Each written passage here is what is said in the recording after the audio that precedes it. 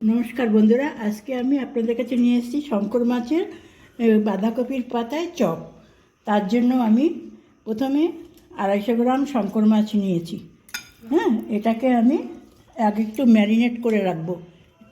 1 চামচ লেবুর রস, একটু রসুন বাটা, একটু আদা বাটা, আর একটু পেঁয়াজ, সামান্য জিরে গুঁড়ো, ধনে গুঁড়ো, হলুদ, লবণ সামান্য দিয়ে ম্যারিনেট করে রাখবো।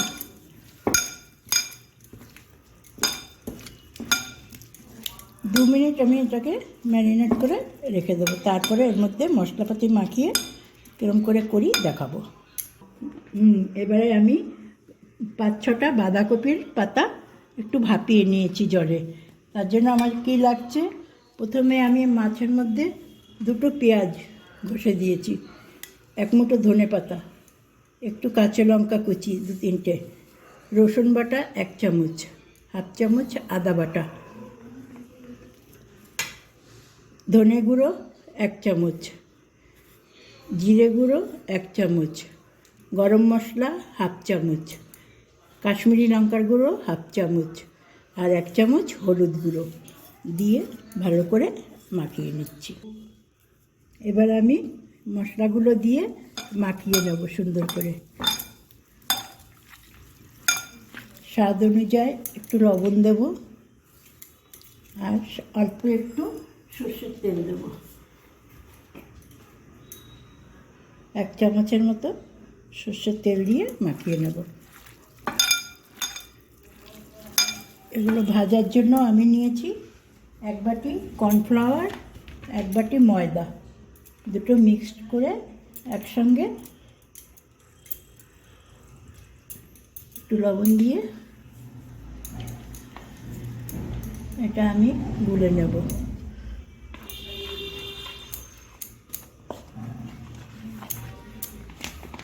একটা ঘন ব্যাটারের মতো তৈরি করে নেব।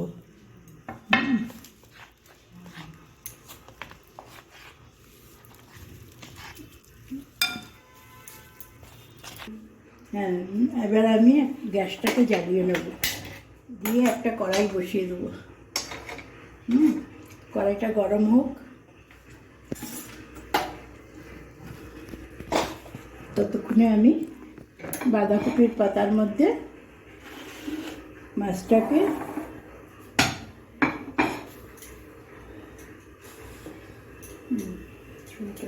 চলে এসছি। এবার আমি এই বাঁধাকপির এই সাইডের মোটা অংশটাকে একটু ছুরি দিয়ে কেটে বাদ দিয়ে দেবো। তারপরে একটা পাতা নেব, নিয়ে তার উপরে আমি মাছ এইভাবে মাছ দিয়ে মশলা টশলা সঙ্গে দিয়ে একটু এটাকে ফোল্ড করব। ফোল্ড করে এবার একটা টুপিক দিয়ে আটকে দেবো। এইভাবে আমি সবগুলি বানিয়ে নিই, তারপরে আমি একসাথে ভাজবো। এবার আমি ফিরে আসছি। কিছুক্ষণ আগে আমি কড়াইতে গরম তেল বসিয়ে দিয়েছিলাম। এবার আমি ওই ব্যাটারের মধ্যে চুবাবো, আর একটা একটা করে হালকা আছে স্লো টু মিডিয়াম আগুনে এগুলো পকোড়াগুলিকে ভাজবো, চপগুলিকে।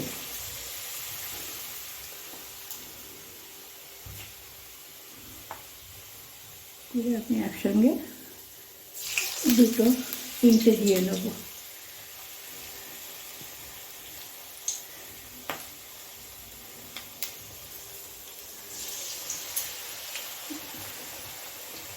এবার আমি এগুলোকে আস্তে আস্তে যখন দেখবো একটু নিচটা হয়ে এসছে, তখন এটাকে আমি ফিরিয়ে দেবো।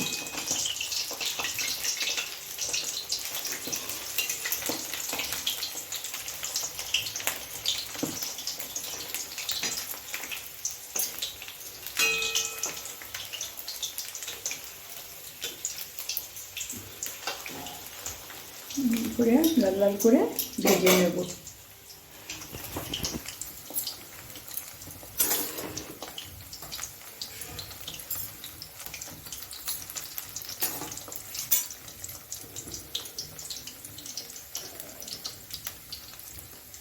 একদম মিডিয়াম আছে এটাকে করবেন, তাহলে ভেতর থেকে মাছগুলিও সিদ্ধ হয়ে যাবে।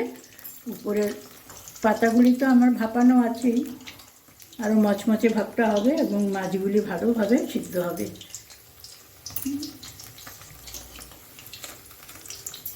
এরকম করে উল্টে পাল্টে বারবার যতক্ষণ না লাল হচ্ছে ততক্ষণ ভাজবেন।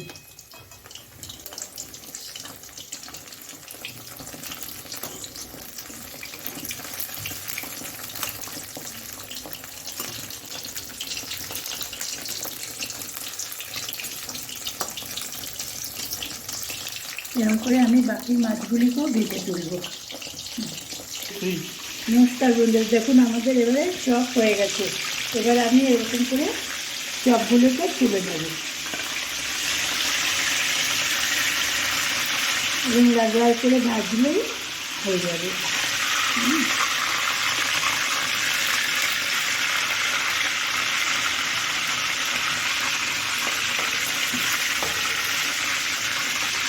এবার আমরা পরিবেশন করার জন্য সেগুলো নিয়ে যাবো।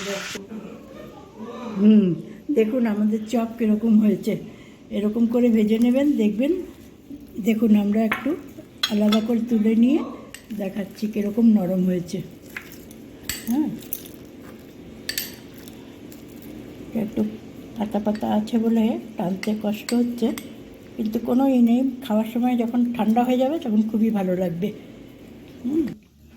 দেখুন এবার আমরা এটা একটু টেস্ট করে দেখাচ্ছি, যদিও বা গরম, তবু দেখো খেয়ে এরকম হয়েছে।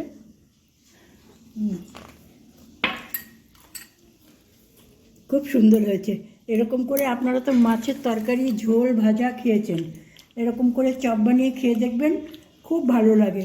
বিকেলে আপনার চায়ের সঙ্গেও খেতে পারেন যদি ইচ্ছে করে, ইয়া আপনি ভাতে খান, রুটিতে খান, যাতে খান, খুবই ভালো লাগবে।